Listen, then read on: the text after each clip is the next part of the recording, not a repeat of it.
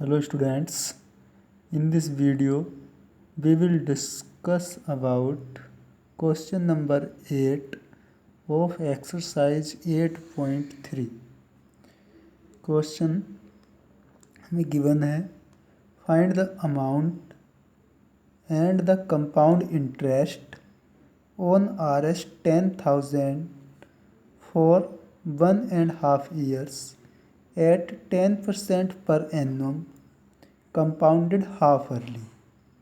ठीक है, पहले हम यहाँ तक क्वेश्चन सॉल्व करेंगे। क्या यहाँ तक क्या गिवन है, देखो फुल स्टॉप तक।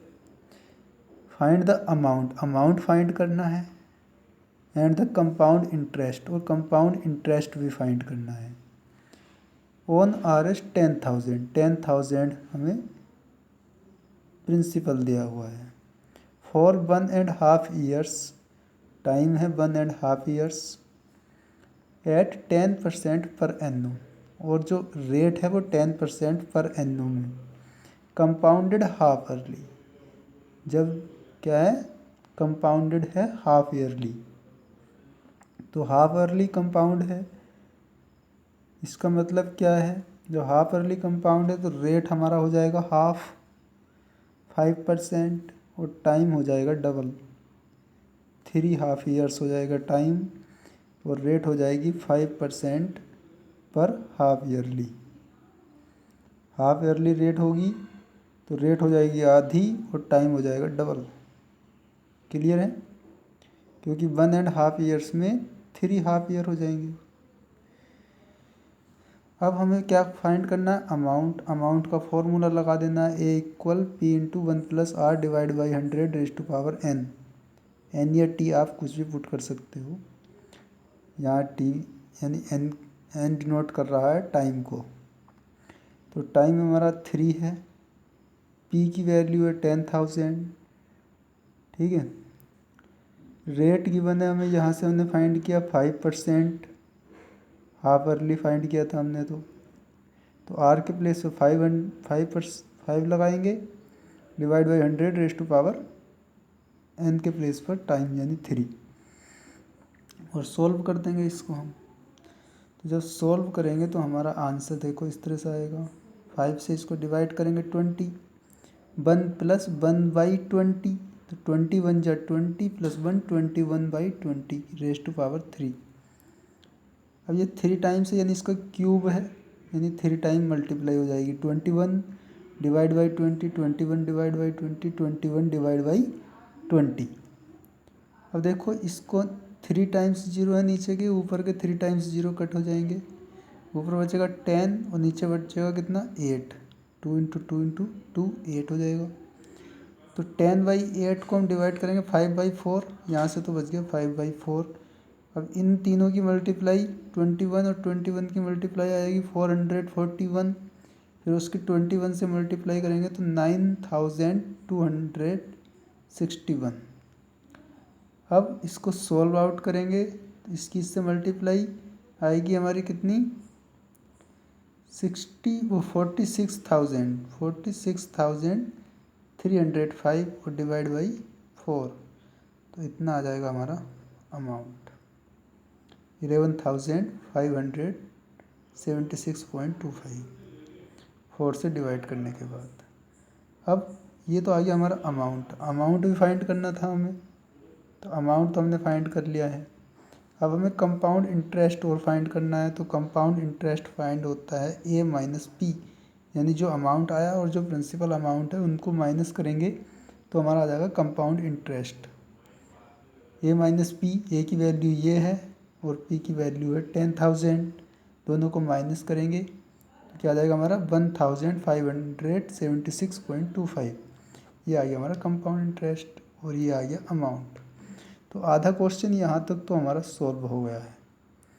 और उसके बाद आगे दिया है would this interest be more than the interest he would get if it was compounded annually. अब आगे क्या गिवन है, क्या ये हाफ अर्ली जो इंटरेस्ट है ये यदि एनुअली कंपाउंड होता तो उससे ज़्यादा है होता, ये और बताना हमें। अब जब इसने ये कह दिया कि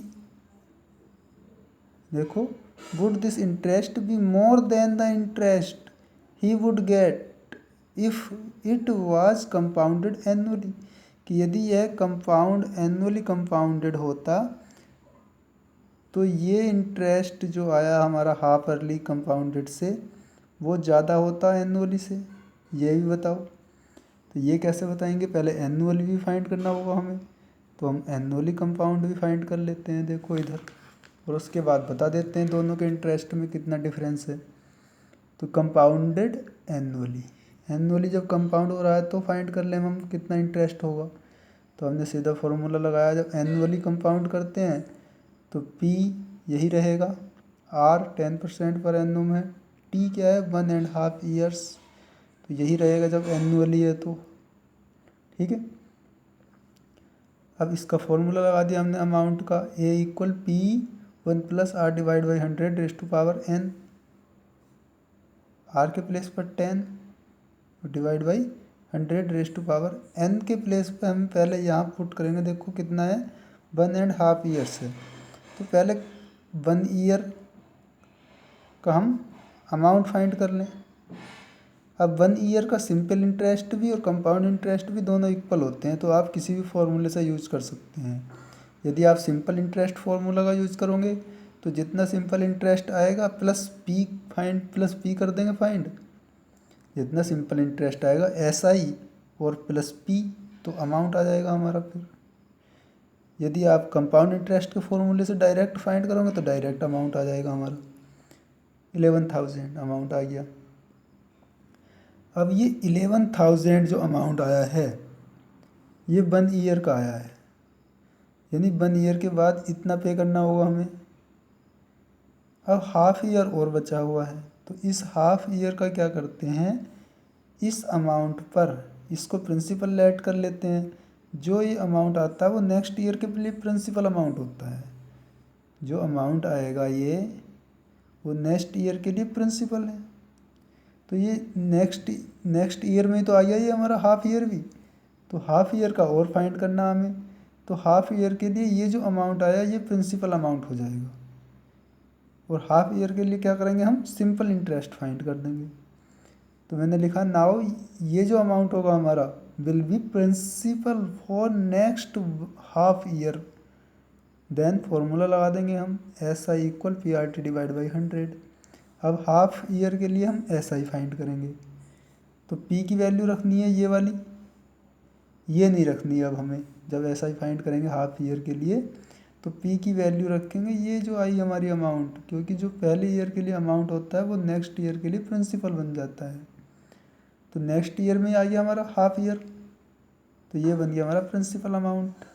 P की प्लेस पर रखेंगे 11,000, R 10% है ही, और टाइम कितना है टाइम बचा हमारा हाफ ईयर, क्योंकि 1 तो यहाँ काउंट हमने कर लिया था, हाफ ईयर बचा था, तो हाफ ईयर टाइम इसमें पुट कर दिया हमने PRT डिवाइड बाई 100 में, 00 से 00 कट कर दिए, 2 से 10 को कट करा 5 टाइम्स आ गया, 110 की 5 से मल्टीप्लाई करी 550।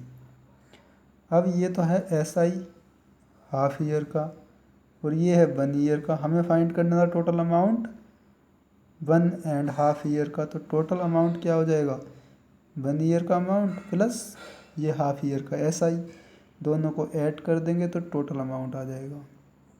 ये बात समझ में आ गई, 1 ईयर का अमाउंट प्लस हाफ ईयर का SI दोनों को ऐड कर देंगे तो 1.5 ईयर्स का टोटल अमाउंट आ जाएगा। ये आ गया हमारा 1.5 ईयर्स का टोटल अमाउंट। अब हमें फाइंड करना CI, क्योंकि बताना है कि दोनों के CI में से कौन सा बड़ा होगा, तो CI फाइंड कर लो इसके लिए। जब कंपाउंड एनुअली है तो CI कितना आ जाएगा, CI होता है A माइनस P, यानी जो टोटल अमाउंट आया इसमें से ये वाला प्रिंसिपल अमाउंट माइनस कर देंगे, तो 11,550 माइनस 10,000, तो CI आ जाएगा हमारा 1,550 रुपीज़। देखो ये तो है इतना जब एनुअली है।